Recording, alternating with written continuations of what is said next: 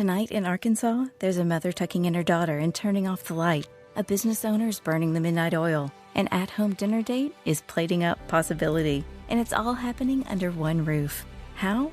The power of a conversation, like the one John from Integrity Solutions had with First Horizon Bank about his vision for a sustainable mixed-use building. Now it's not just words, it's life. First Horizon Bank. Let's find a way. Go to firsthorizon.com/John. First Horizon Bank, member FDIC.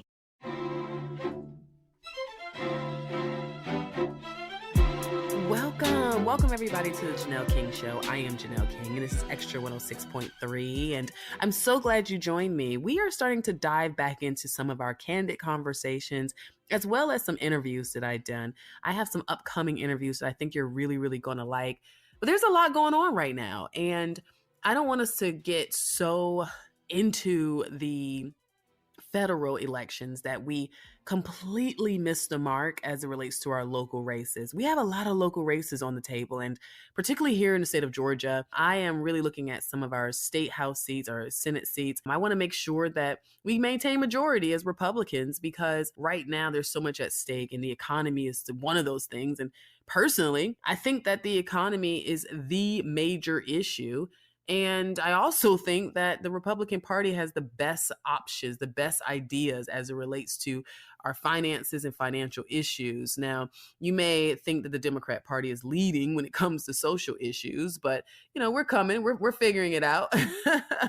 However, I absolutely think that when it comes to the economy, foreign policy, and some of the major things that we're facing today, we need to have some strong Republicans in those seats. So I'm going to introduce you to a woman that I interviewed. Her name is Cassaundra Burks, and she is running in Douglasville. Her district encompasses the whole city of Douglasville, which is in Douglas County here in Georgia. And she is a Black conservative who, and I mentioned that because her demographic in her district is primarily Black. And there is this notion that because the demographic is also primarily Democratic, that she doesn't have a chance or have a choice. But I personally feel like that's not the case. That's absolutely not the case. I think she absolutely has a shot, and I want you to hear from her so that you can see what I see. I've endorsed her because I really, really believe that we need to support our conservatives that are coming up, our conservatives that are stepping in the game, that are putting their heart, their money, their time, their family, their reputations, everything on the line in order to represent this great state and this great country. So that being said, I am going to just jump right in and let you begin to hear some of our conversation.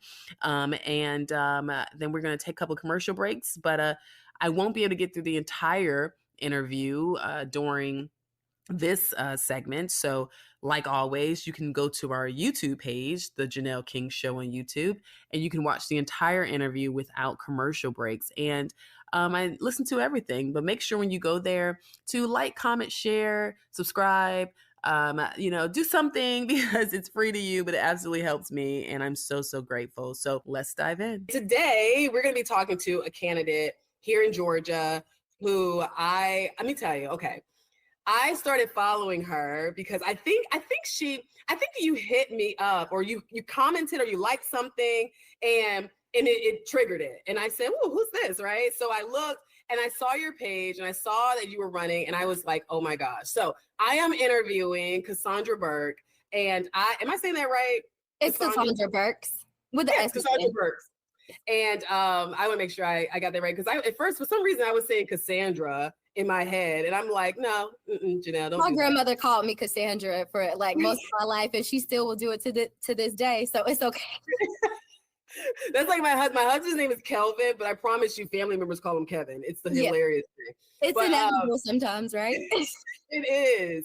But no, I'm going to dive into it. I'm not going to talk as much. I want this to be about you. And the purpose of this is that I want to introduce her to you all that's watching and listening, because local races matter. And I personally believe that there is something to ensuring that we create a platform and an opportunity to highlight these voices. Because without it, you don't know who you're voting for. So anyway, let's go ahead and dive in. Cassaundra, welcome to the Janelle King Show. Can you start by telling us if you're a native of Georgia, like where were you born and what was your upbringing like? Okay. I was born in Cincinnati, Ohio. And I actually moved to Georgia when I was 4 years old. And I moved with my grandmother. Now, I've lived some of everywhere, Arizona, New Mexico, different places, even in Mexico. But I found my way and my home back to Georgia several times. One, my grandmother's located here. My father's located here, and some other family members. But I grew up Jehovah's Witness. So my background was a little bit different from a lot of people. So like when they say you have to campaign and go out and knock doors. Well, I grew up knocking doors just for a different reason. But, I kind of grew up doing that. That's a good point. That was some good exercise into this world. I'm telling you, my cat must thank me later, not right now. But so anyway, I grew up there, and my grandmother lived in a town called Clayton County. Okay. So Clayton County, actually, during that time when I moved here, was so great. I mean, it was clean. Everything was well kept. I was like, wow, and I love being in that place. But shortly after moving away and then moving back here, there was a sheriff, Victor Hill, who had gotten elected. And then slowly, as I lived with my grandma and she enrolled me in school and I saw different things, I saw that people who look like me started to move into the neighborhoods in a surplus amount. And that brought in certain things. I'm not sure if that's the actual cause of it or was mismanagement, whatever, during that time. It brought in a lot of crime. Crime elevated, the properties, the equity, all of that lowered. The value of different assets in the area lowered. Eventually to the point where gentrification, degentrification, those things happen. And I saw it, I witnessed it. And so when I moved here in Douglasville, somewhat odd 5 years ago, what was important for me is some of the things that I was seeing from my upbringing. And I know you asked your question, so I'm gonna answer that. I'll you're good. You're good. This is your interview. Yeah, absolutely. I'll get my questions in. Okay, so it was actually, during that time, and I saw these things changing. So I moved here, and I see different things. I see that there is, we're in a little bit of a degentrification area here.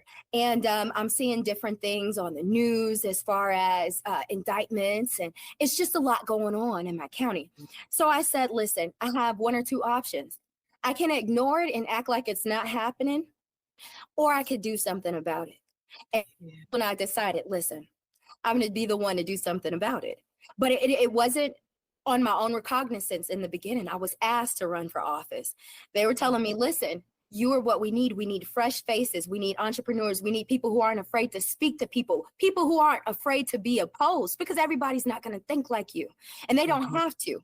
But we can all come together on some things and understand that in the fight for survival, this is it. This is where we need to be. Right. No, you're 100% correct. I love that. What would you say were some of your early influences or mentors that kind of shaped your view and approach? Because you're running as a Republican. So how did you get there? Were you raised Republican? No, Jehovah's Witnesses have no interactions with the government whatsoever. That's not what they believed. So I was not raised anywhere around politics, had no background backing in politics whatsoever. But there are a few things about myself that I thought would make me a great candidate. One is I have an inability to hate. You could do me however wrong and I still will find that piece of you that just needs to be loved and love it. You see what I'm saying? And so what I've been inspired by is the Bible. I've been inspired by God. I've been inspired by, a lot of people won't say this, Jesus Christ, humility, being humble. Some people don't want to be humble because it feels like it puts them below you. But it's nothing to me to say, I hope you have a blessed day. How are you doing today? Hold a door for you. Those things like that what did they say? Chivalry is dead.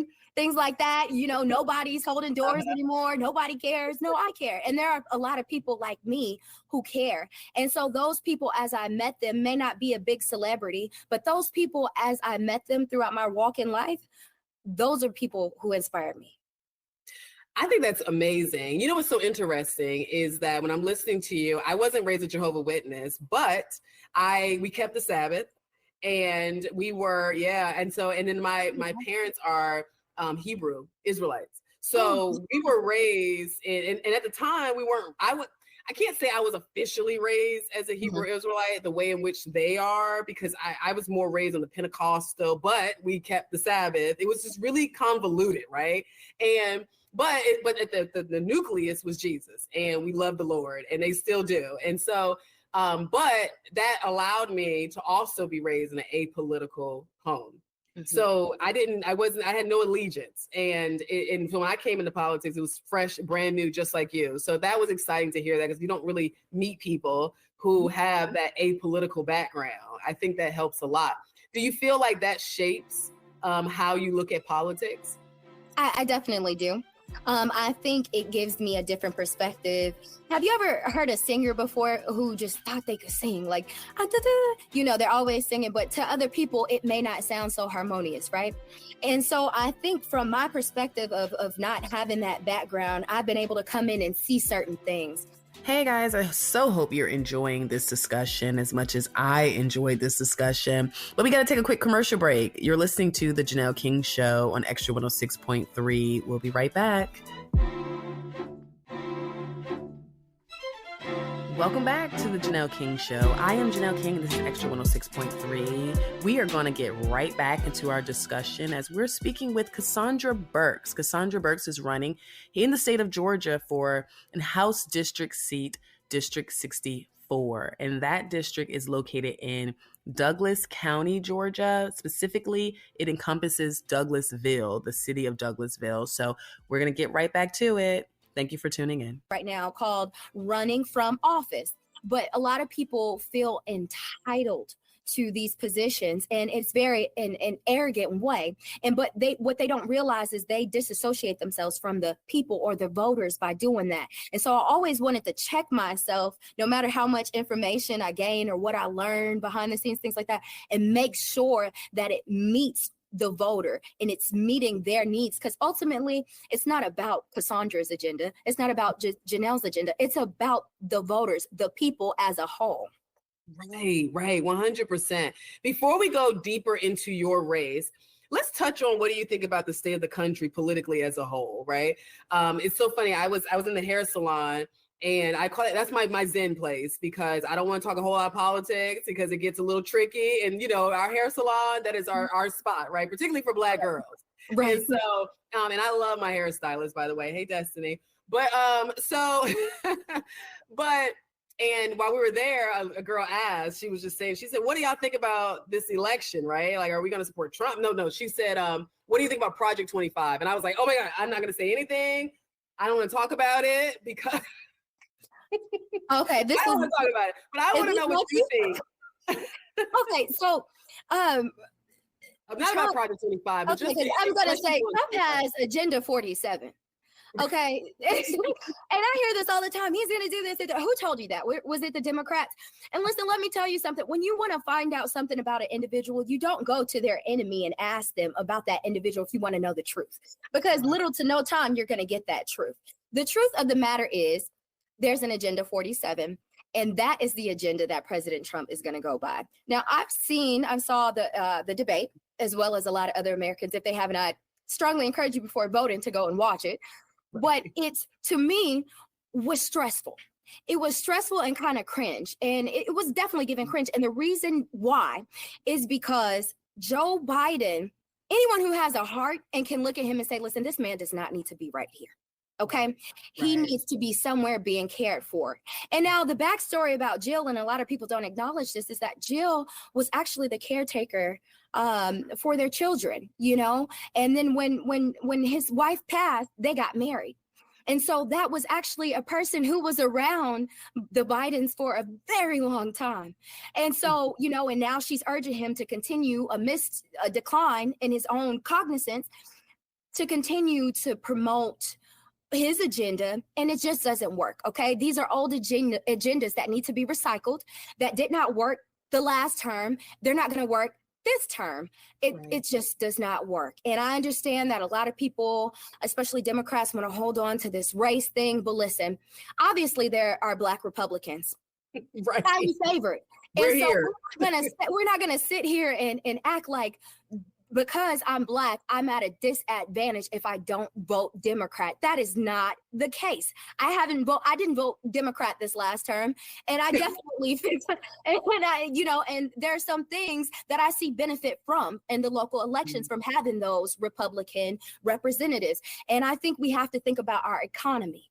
We have to think about the nature of survival. See, one thing about it is a lot of Democrats like to throw in this abortion thing. Oh, the abortion. Oh, it's the end for me. Self-autonomy. Okay, let's talk about some things here. Our country needs to thrive. And not many people will go on the line and say what I'm about to say, but our country needs to thrive. We have the life expectancy for most Americans is age 77. Okay. When you compare us to all the other countries, even some that we may not care so much for, but we work with them, right? Even those particular countries live in a 88, live in a 90, you understand? And so we have to, exactly. And what we have to understand is we have a system. America has a system. And in order for the system to continue to run, what do we need? Input, output, right? By individuals. So if our life expectancy is 77 years old and we're knocking ourselves out amidst of all the other people who are dying from health issues and things like that, then we are only taking ourselves on a backward decline of having proper representation, of having payments into Social Security, of being able to thrive as a country. And so I understand a whole heap about wanting to not put yourself at risk. I have a daughter. My daughter has autism. She was born at 21 years old. I was told not to have her because we would both die. My personal decision is I felt her kick. I can't do that. Now, I'm not going to say that what works for me is going to work for someone else. Okay. And I'm not God. I believe that God is the one who is going to judge at the end of the day. But there are certain things that we have to protect, and that is our civilization. So when it comes to saying, will you vote for this in order to prolong our citizenship, our country, our stature here in America, our financial equity here. Yes, I will vote for that each and every time, because what that does is that gives my family an opportunity, my children an opportunity to grow up here and be able to possibly have the American dream. So as long as they work for it. Right. But if we take ourselves away and disassociate ourselves from what's really natural and what's really going to help us live. This is all this is. This is a fight to live. All these laws, all these different jurisdictions, all this is a fight for different people who believe this will work, this will work, this will work, but to live, to survive. Right. No, you made so many great points. Oh my gosh. And it's funny, I have questions and notes, but the conversation is so organic because you're saying things that are really triggering other thoughts. Like, let's talk about this abortion topic, right? Because this is something that I believe as Republicans, we're failing because this is just my personal opinion. I feel like the church is the church and the government is the government. Do I think that if there's a blending? There is a blending because the Bible says when the righteous are in rule, the people rejoice. So, and when David was in rule, Solomon, I mean, there's so many kings that love the Lord. So yes, you should be a believer and in leadership. That being said, it's not our job to create moral law through the government, because then we're looking like Saudi Arabia. Because if you want to look at other countries that are utilizing this more, using religion to govern, that becomes a problem. So I think it's a fine line that you have to walk. So when it comes to abortion, we advocated for it to go. The Supreme Court sent it back to the states. Do you think it should go back to the federal government and become a federal ban on abortion? Absolutely not. And I don't know if you agree with this, but absolutely not. I think it should be at the discretion of the states. Reason being is we don't want to constantly go to, I call them Big Daddy. We don't want to constantly go to Big Daddy and ask him for things, because what we do is every time we go to Big Daddy and ask him for things and we walk on our way back home, we're bringing a trail with us from Big Daddy. Okay, believe that. But we need to learn how to sustain Okay, as states, we need to learn how to be able to govern ourselves because, like I said, the IRS, the CIA, the surveillance, just in 14 counties in the state of Georgia with all these speed traps nearest to schools, they were sending out wrongful tickets to individuals stating that they were speeding because the tickets, the lights were turned on during the time when school wasn't in, okay? And you're supposed to drive a certain speed.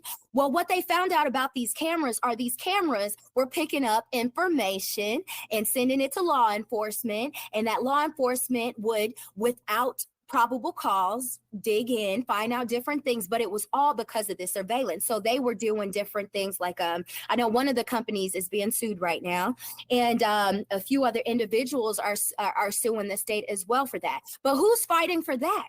Who's fighting for that? And the Democrats signed this into law. They signed this into law. And I have a video of it up on my website and also on my social media platforms, but they signed this into law. And then years later, now they're saying, oh, what did we do? You understand? So we need people who will go in and are not afraid to say, you know what? This doesn't look right. I'm not going to sign for that. This is not all right. And that's what I think a lot of our constituents, Republican constituents, are able to do and bring to the table because we've been outcast so much by a lot of different. We have no other option but to stand up and speak the truth. Yes. No, you're 100% correct. I agree. No, I was just agreeing with you, but I am flowing with you. Okay. I really am, because I feel like, for one, we don't have these conversations enough where we're being honest. I haven't gotten backlash for taking the similar stance on the abortion topic either. So I think that's strong. We send it to the states, let the states handle it, right? Okay, now. Oh, wait, hold on. So sorry, before you say that, I do want to say something about that. Send it to the states. And it's like that with the other things, like the DI, all of that, because women and family, people are traveling to the Dominican Republic. I mean, from these same Democrat areas, some of them from lower income neighborhoods, and they are finding resources to be able to go and get enhancements.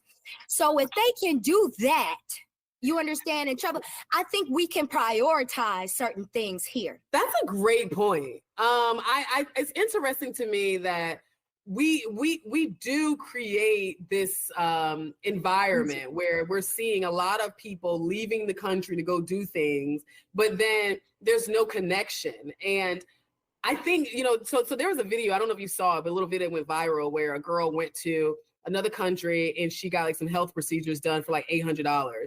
And I thought that was pretty fascinating because they were comparing it to America and how expensive things are. So to your point, there are stuff that we could be working on right now that people need right this moment. And if you don't put yourself in the position where you're actually working for the people, then it's not going to happen. You're going to be working for whatever cause the big person says we should be talking about. Now, I'll tell you one more thing. We have the highest or the lowest longevity in living, 77 years old comparison to the world, right? But we also spend the most in healthcare. And what is it for? If we really prioritized, we can progress our lives, but also lower those costs to where, as a state, as cities, we have more money to flow. Georgia just lost over 1,000 different. Are you familiar with what happened with Marketplace, the healthcare marketplace? We lost insurers. We lost some of our biggest insurers who were not only some of our biggest insurers, but these insurers were willing to pay top dollar for certain procedures if you needed to go to the doctor or the ER, not urgent care, and they're gone. So we've really got to prioritize as a state. I understand what's going on in California, New York, but we have to keep it home here. And because before we can help anywhere else, we have to take care of here. Absolutely. All right, let's talk about your race. Tell me about your district. Give me the breakdown, like the demographic breakdown and economic breakdown of your district. Okay. And what is it? Like, explain it to people that never heard or don't know you at all. Okay. So I am running for Georgia State House Representative out in District 64, and that is in Douglasville, Georgia. The whole portion of that district is in Douglasville. And it's kind of, like I said, we're in the middle of degentrification right now. And I say we're about 3 years into degentrification. We got another 2 years, according to statistics, before it's all completely degentrified. Then we have, 2 to 7 year upheaval of going back into gentrification. So the demographic. Degentrification. Okay. For those who don't. Okay, so basically when you have individuals who are property owners, who are quote unquote a little bit more wealthier than your middle class citizens, and they come in and they own properties and assets and they kind of help the economy in that local government flourish, those individuals are considered to be gentrified. Now, what we as most African Americans associated with are, there's a slew of Caucasians or white people who are coming in or leaving. But what it is are those resources. And we also, before I'm gonna touch on this, but we also have to remember in the state of Georgia, generational wealth for the average Black person does not exist. All right, we have immigrants who are over here in our state who have came and built generational wealth for their families, whereas for the majority, we're just not it. Okay, and so that there's a mixed demographic right here, right now, that's slowly being pushed out. Right. Okay. So, and in your district, you're going through degentrification, which is the reverse. I'm assuming that's happening, right? It's the removal of, the asset owners, property owners, the business owners who are supplying the local governance with jobs. Our community members, they're coming in and creating those jobs. They're leaving now. And, no, go ahead, continue. I have a question about that, but. Okay, I was gonna say they're leaving now, and that is important for a community to thrive because our monies for that city is coming from there. Otherwise, we'd be dependent on the state and on Fed to run our city. So it's deep. So I'm assuming that was a defining moment for you. What would you say was the defining moment that helped you decide to run for office? Well, I was asked from a few people to run for office. My local party asked me to run. A few people in it asked me to run. And I was also seeing different things because I sit on the board right now. If I win, I won't sit on that board any longer, but I sit on that board. And so my thing is helping find candidates of minority descent and getting them to run.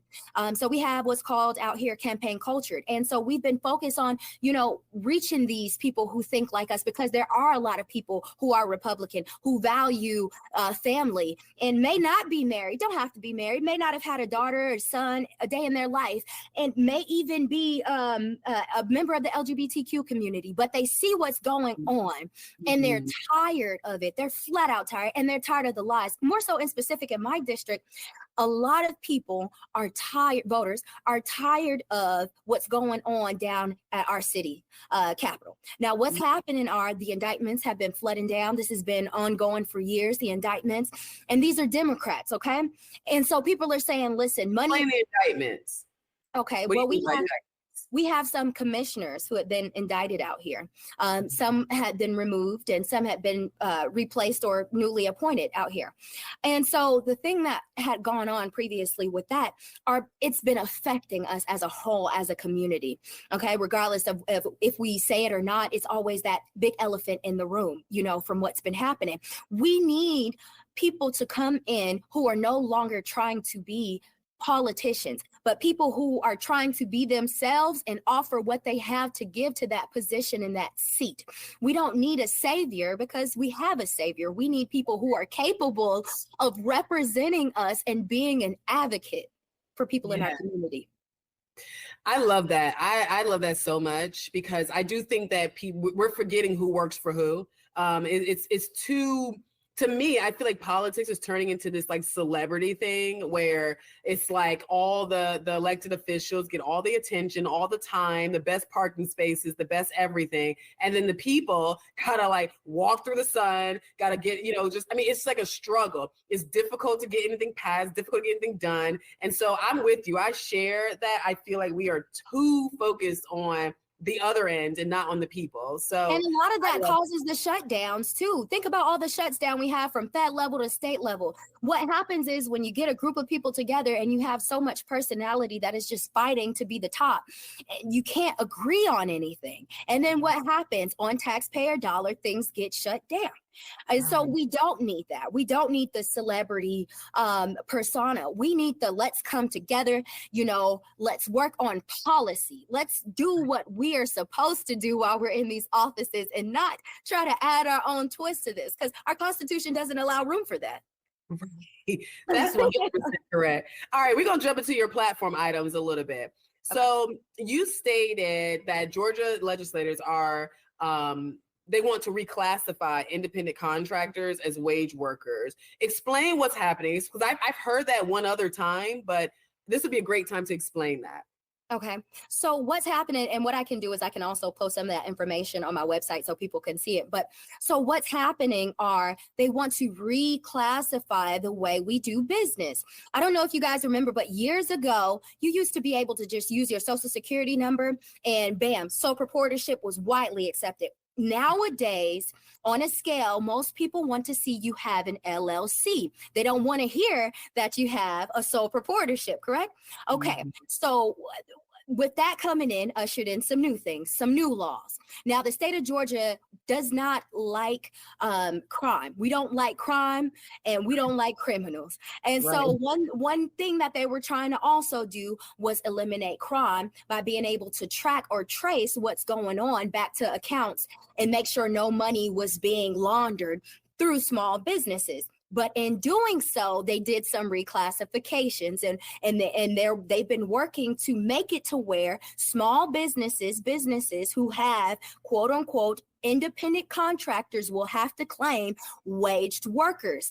Now, I know that every time you have an employee and you go to that Department of Labor website and you add that employee, you are going to have to pay taxes on that employee. And so what they're doing are creating more liabilities for our small businesses. And now check this out. And this is the reason why I really wish people would tune into this, because like I just told you about that information with the African-American descent in Georgia not having a majority that hold generational wealth here. Whereas we have a lot of immigrants who have came in within the last 5 years, became almost billionaires within our own state, right? And so the issue here that comes in is that these individuals are not able to make money, thrive, stay in business. Why? Because if you're a small business owner, you just came out and opened up, and most people don't have a loan. And if you were thinking about getting a loan, just looking at the economy, you might not get that now. So this is of grave concern. How much capital will I have to raise in order to thrive? Now, here in this state, if I also have to have the liability of having waged workers. And so that's why I'm against that. I understand money laundering, I get it, but this is, unfortunately, in this scenario, we have to do like doctors do. They prescribe you medications, there's all these side effects that could possibly happen, but they say, listen, it's a greater benefit to you if I prescribe you this medication. Right now, we have to do that. It's a greater benefit for those Democrats, regardless of how they feel right now. I understand it's hard to tuck in an ego, to vote Republican, because this is going to help us 5 years down the road, 10 years down the road, our state, and not just our state, locally. This is intriguing because when my husband started our business, he started it in a bedroom, made enough money in a year, and he moved to the basement. But the first employee he hired that employee, but then he hired a contractor because you got to bring in money and revenue in order to pay employees. And then like you said, it hits your taxes. It's a whole other thing. So if he had to label his contractor as an employee and he looked like he had 2 employees, that would have been a hit financially. And he's doing a startup. He'd had no loans, he saved his own money, no other partners. So when you're a business owner starting from scratch, you need every advantage you can get in order to keep your revenue. So I'm glad you're tackling that issue. I think it's an issue that is one that's being overlooked, which makes it even better for you to be a part of that. So let's keep talking about finances. You So like what specific tax reforms do you propose to prevent overtaxation in the future? Because you mentioned on your platform that Georgia residents are being overpaid in taxes on various assets. Can you explain that and what your solution would be? I believe in rebates. Okay. Now I'm not saying we bankrupt our state. That's not the idea that I have. I believe that there are monies that we have out there. Most individuals, not saying every individual, but you have cars, right? You go and you get your tags, right? You for those property owners, right? We have all these different individuals who pay into a system, and this system has a way, loopholes, and for me to just say, for one, I would be excluding some, but I'm just... Hey guys, I so hope you're enjoying this discussion as much as I enjoyed this discussion, but we got to take a quick commercial break. You're listening to The Janelle King Show on Extra 106.3. We'll be right back.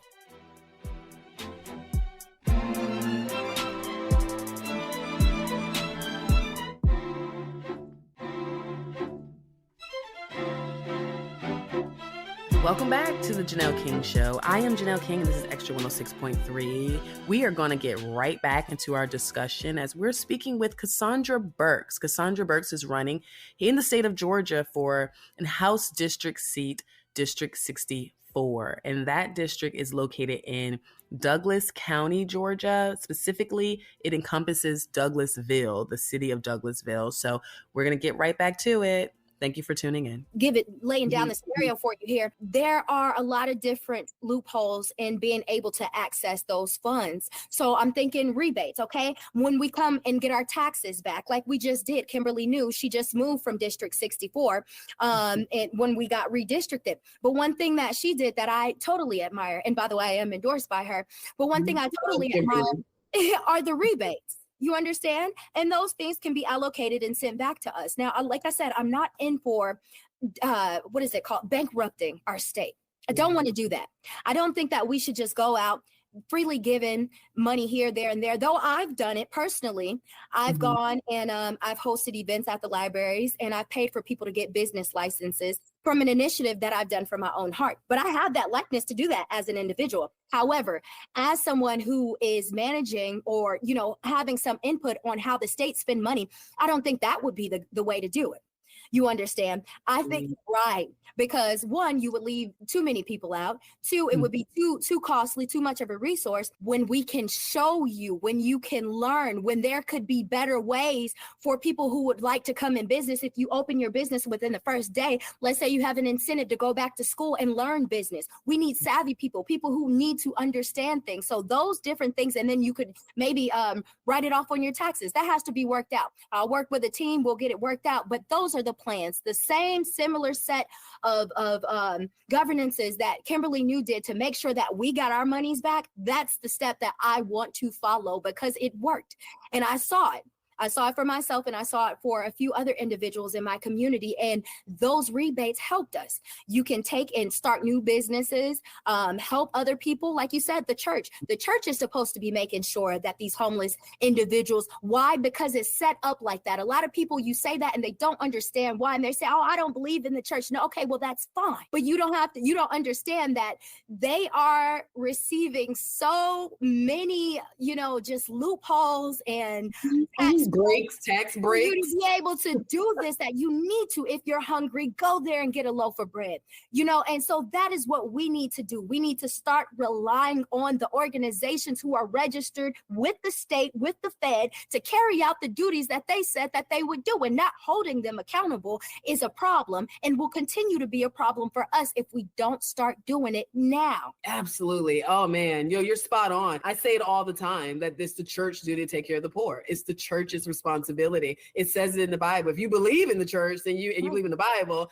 that's what it's supposed to do. And if you're set up shop somewhere in a community that needs help and you're not helping them, that's a problem. You're derelict in your duties. So I'm with you. Like the government stepped in because the church stepped out. And we've got to do something about that too. But that's a whole other conversation that we can get but we got to into. hold these people accountable. But that is a whole nother conversation. And maybe holding them accountable will relinquish some of those funds and send it back to where it needs to be, the people. Right, exactly. Like, you don't start paying taxes if the community is not showing that it's growing. But anyway, that's what I'm saying. But okay, we'll talk about that another time. Right, that is a whole other conversation that I am willing to go to. Anyway, so how do you propose leveraging economic growth in your community while also reducing crime rates? Because you kind of touched on that a little bit before about your district, but what is your plans to help rectify it? Jobs. We need jobs. We need those jobs to be from the people in our community. We need our economy to thrive. And I'm so passionate about this because it comes right back around to we have got to take care of our economy. Okay. If we don't take care of our economy, we can't create those jobs. We don't have money to and resources to open those businesses. Okay, it's so many different businesses, and I'm going to mention one, Burks Grill. Love that place. Oh my goodness, I would go there and get so much to eat and just bring it home, put it in my refrigerator, and eat it. What's the name of it? It was called Burks Grill. Burks Grill. Okay. Love the place. But they went out of business. And so I when I went to see that they were closed, I'm looking and the whole plaza is pretty much dead man zone, right? And so, but this should not be. Why should that be when our state just had a surplus of almost $4 million?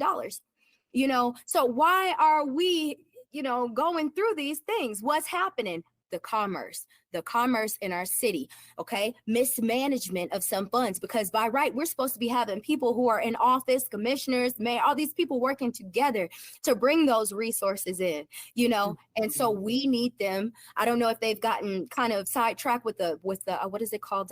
Indictments, but we need them to focus on making sure they're set up so that we, people like me, in our state house, in our state senate levels, can do the rest of the work. They have to do the groundwork, though, because it's nothing if we relinquish and say, you know what, I'm going to argue that the police get a raise and they're able to take care of their uniform costs and, provide and take care of the county. And then we relinquish that and those funds are misused.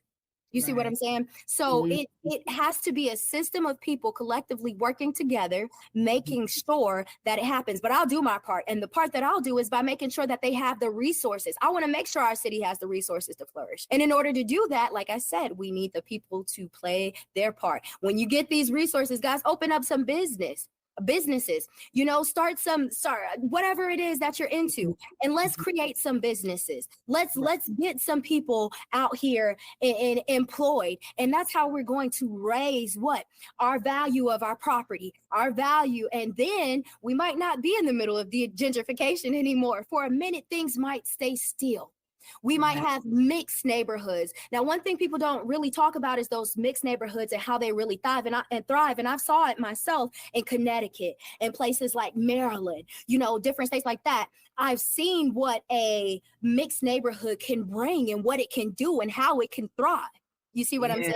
Now, over the years, things have not been thriving too well out there in those places. Oh my gosh, I so hope you have enjoyed the snippet of my conversation with Cassaundra Burks as much as I enjoyed it.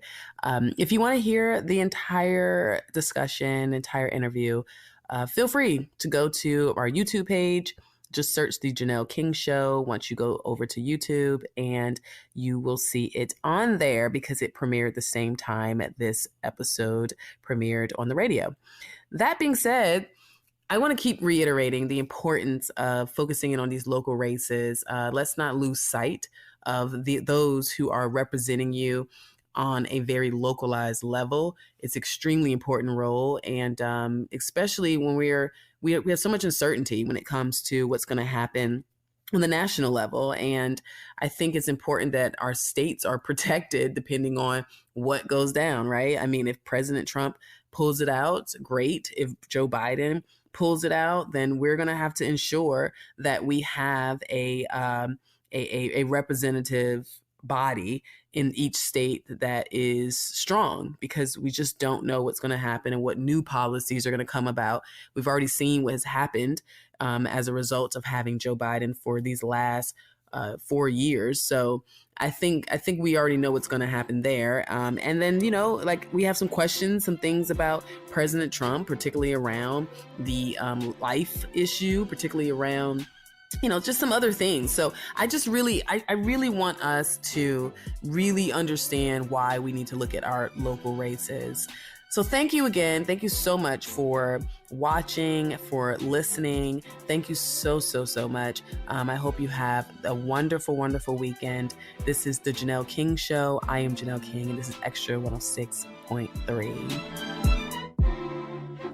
Tonight in Arkansas, there's a mother tucking in her daughter and turning off the light. A business owner is burning the midnight oil. An at-home dinner date is plating up possibility. And it's all happening under one roof. How? The power of a conversation, like the one John from Integrity Solutions had with First Horizon Bank about his vision for a sustainable mixed-use building. Now it's not just words, it's life.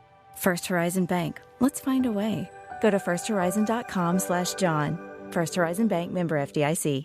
It's Christmas in July at D. Geller & Son Jewelers, and that means D. Geller Diamond Dollars are back. All month long, earn 20% back on any in-store purchase towards anything in the store. Get yourself a beautiful new gold necklace, diamond earrings, or a new timepiece, and save up those diamond dollars to buy a loved one a Christmas gift later. Christmas in July at D. Geller & Son is the perfect opportunity to get more value for your summer shopping. So come shop with Atlanta's favorite jeweler, D. Geller & Son, this summer in Atlanta, Kennesaw, and Sandy Springs, and online at dgeller.com.